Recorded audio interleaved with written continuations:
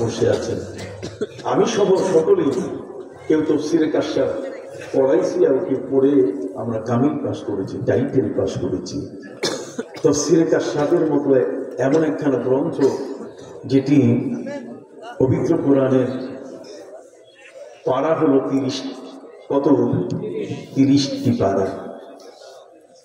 C পারা, এটা হলো সি পারা, যেটা 30তম পারা।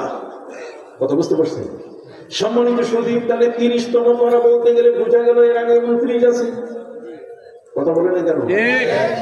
সি পারা যখন বলবেন 30তম পারা, তখন আপনাকে বলতে হবে এর আগে 28তম পারা আছে। তাহলে 1 থেকে নিয়ে 30তম পারা পর্যন্ত 30 পারা এই পবিত্র কোরআনের তাফসীর হযরতে আল্লামা মুহাম্মদ জামাখশরী যিনি তাফসীরে কাশফ লিখেছেন, যেটা কামেলে পড়ানো হয়, টাইটেল মাদ্রাসা টাইটেল ক্লাসে পড়ানো হয়। এই তাফসীর খানা 30 পারা কোরআনের তাফসীর তিনি 30 বছরে লিখেছিলেন। সুবহানাল্লাহ! কত বছরে? 30 বছর। আপনারা সবাই যদি কথা বলেন আমি খুশি হব। এখানে আপনাদের সুর শুনতে আসেন নাই, হ্যাঁ, এটা গানের মজলিস না। আমি এসে আমি উপলব্ধি করেছি যে আমার লাইফে যতগুলো, আমি তো আল্লাহর মেহেরবানি, আল্লাহ তাআলা আমাকে প্রায় লক্ষের কাছে মাহফিলে আমি এটা মতো বক্তব্য দিয়েছি। কিন্তু আজকের এই মাহফিলে এসে আমার কলিজাটা জুড়ায় গেছে। আমার কলিজা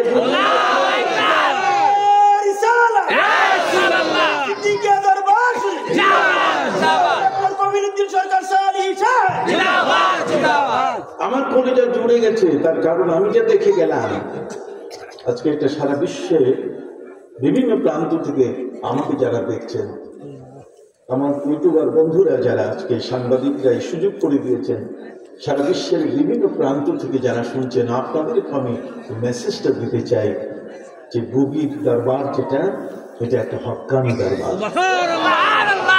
এই হক্কানি দরবারের সাথে কার সম্পর্ক আছে, এই বিষয়টি আমি আপনাদের সামনে আজকে তুলে ধরব। আমি আপনাদেরকে ভাগ করে দেখিয়েছি যে পূর্বাঞ্চল, মধ্যাঞ্চল এবং পশ্চিমাঞ্চল। পশ্চিমাঞ্চলের নবী রাসূল গাউস কুতুব আউলিয়া কিছুই নাই, অতএব সেটাতে জারজ সন্তানের অভাব নাই। আর পূর্বাঞ্চলে আল্লাহর ওলিরা যেখানে ইসলাম প্রচার করেছেন, সেখানে জারজ সন্তান খুঁজেই পাওয়া যাবে না। জারজ সন্তান খুঁজে পাওয়া যাবে না। এই মাদ্রাসাগুলোর প্রতিষ্ঠাতা তারা, এই দ্বীনি এদারা, দ্বীনি প্রতিষ্ঠানগুলো তারাই কিন্তু প্রতিষ্ঠিত করেছেন বৃহত্তর স্বার্থে, যাতে করে এ দেশের মধ্যে কোনো বেদাত ঢুকতে না পারে। যারা কোথায় কোথায় বেদাত বলে, আমি তাদের বুঝাবার জন্য, তাদের জ্ঞানটাকে ঠিক করার জন্য একটা বই লিখেছি, বেদাতের অপব্যাখ্যা। বেদাতের কি অপব্যাখ্যা? প্রায় 550 পৃষ্ঠার উপরে আমার সে বইটা। আমি ছাড়িনি, কোনো কথা বাদ দিইনি। যারা মিলাদ করে, কিয়াম করে, যারা কবর জিয়ারত করেন, যারা আমার নবীর রওজা মুবারাকায় সফর করে সেখানে যান, ঠিক এমনি করে যারা তাদের মা বাবার কবরের পাশে গিয়ে সালাম দেন, তারা কখনো বেদাতি না। তারা কখনো কি বেদাতি? কারা? যারা এটা নিষেধ করে। কথা বলেন, বেদাতি তারাই যারা এটা কি করে, নিষেধ করে। কারণ নিষেধ করা মানে তাদের কাছে কোনো দলিল নাই। আর আমরা যে জিয়ারত করি, আমাদের কি আছে? দলিল আছে। যার দলিল নাই সেই বেদাতের মধ্যে পড়ে যাবে, কিন্তু যার দলিল আছে সে কোনোদিন বেদাতে পড়বে না।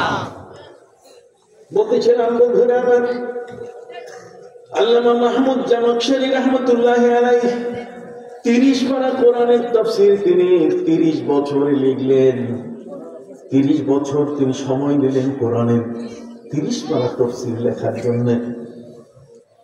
আমরা বর্তমান সময়কালে যখন কোনো বই লেখি, তখন আমাদের ঘরগুলো একেবারে নীরব, পিন ড্রপ সাইলেন্ট, কোনো কথা নাই, আওয়াজ নাই। দরজা বন্ধ করে এসি চালাইয়া ভালো লাইট ব্যবহার করে সুন্দর কালির কলম দিয়ে আমরা লেখার চেষ্টা করি। কিন্তু আল্লামা মুহাম্মদ জামাখশরী রাহমাতুল্লাহ আলাইহি যিনি তাফসীরে কাশফের তাফসীর 30 বছরে 30 পারা কোরআনের তাফসীর লিখেছেন। তার জায়গা কোনটা বলবো? তার জায়গা হলো তিনি কাবা ঘরের অঙ্গনকে বেছে নিয়েছিলেন। তওয়াফের অঙ্গন তিনি বেছে নিয়েছিলেন, যেখানে হাজী সাহেবানরা, মুহতামির যারা, উমরাকারী যারা, হাজী বলেন, মুহতামির বলেন, উমরাকারী, হজ উমরাকারী ব্যক্তিরা যেখানে অনবরত তওয়াফ করে দোয়া পড়েন, এই অনবরত তওয়াফকারী এবং দোয়াকারী ব্যক্তিদের তওয়াফের সেই মাতরাফের মধ্যে হযরতে আল্লামা মাহমুদ জামাখশরী রাহমাতুল্লাহি আলাইহি তাফসীরে কাশফ, তিনি কোরআনের তাফসীর লিখতেছেন। কোরআনের তাফসীর লেখার তার ইচ্ছাটা হলো এই যে আমি সূর্যের আলোর মধ্যে এই তাফসীর লিখব না। আপনি কি আলোচনা বুঝতেছেন? সূর্যের আলোর মধ্যে আমি তাফসীর লিখব না, বরং কাবা ঘরের ছায়া যেদিকে থাকবে, কাবা ঘরের ছায়াটা যেদিকে ঘুরবে, ছায়ায় বসে বসে আমি লিখব। তাকে জিজ্ঞেস করা হয়েছে, আল্লামা মাহমুদ জামাখশরী, কোরআনের তাফসীর লেখার জন্য তো অনেক জায়গা আছে, আপনি কাবা ঘরকে বেছে নিলেন কেন? তাও কাবা ঘরের ছায়া যেখানে পড়ে সেই ছায়ার সাথে সাথে আপনি লিখতে লিখতে অগ্রসর হন। কারণ উনি বলছেন, আমি আমার তাফসীরের কালির মধ্যে কাবা ঘরের ছায়াটাকে যোগ করে আমি তাফসীর লিখতে চাই, যাতে করে যে মানুষটি পড়বে তার হৃদয়ে যেন কাবা ঘরের স্পর্শ। আমি প্রশ্ন করব আমার ওই বন্ধুদের কাছে, তোমরা প্রমাণ করো আল্লামা মাহমুদ জামাখশরী তিনি বেদাতি। তোমরা প্রমাণ করো যে তিনি এটা বেদাত করেছেন। তাফসীর লিখতে গিয়ে তিনি কাবা ঘরের ছায়াকে তিনি বেছে নিলেন, এই বিষয়টা তিনি ঠিক করেন নাই। এই যে ঠিক করেন নাই, এই বিষয়টা তোমরা আমাকে পৃথিবীর মানুষকে পারলে একটু জবাব দাও। তোমাদের কিয়ামত পর্যন্ত আমি সময় দিলাম। যেটা বলে কিয়ামত পর্যন্ত তোমাদেরকে আমি সময় দিলাম যে তোমরা এটাকে প্রমাণ করো যে আল্লামা মাহমুদ জামাখশরী তিনি কি বেদাত করেছেন, তিনি বেদাতি একজন। বোঝা গেছে কথা? এই ধরনের প্রত্যেকটি জগৎ বিখ্যাত আলেম, প্রত্যেকের জীবনের মধ্যে এমন কিছু গুরু রহস্য আছে যে রহস্যগুলো আপনার কাছে কিতাবে পাওয়া যাবে না। এগুলো কোনো কিতাবে নাই। বুখারী লেখা হয়েছে আমার নবীজির 194 বছর পর ইমাম বুখারী জন্ম নিয়ে তারপর লিখেছে। অতএব সেই বুখারীর আগে কি পৃথিবীতে ইসলাম ছিল না? ছিল।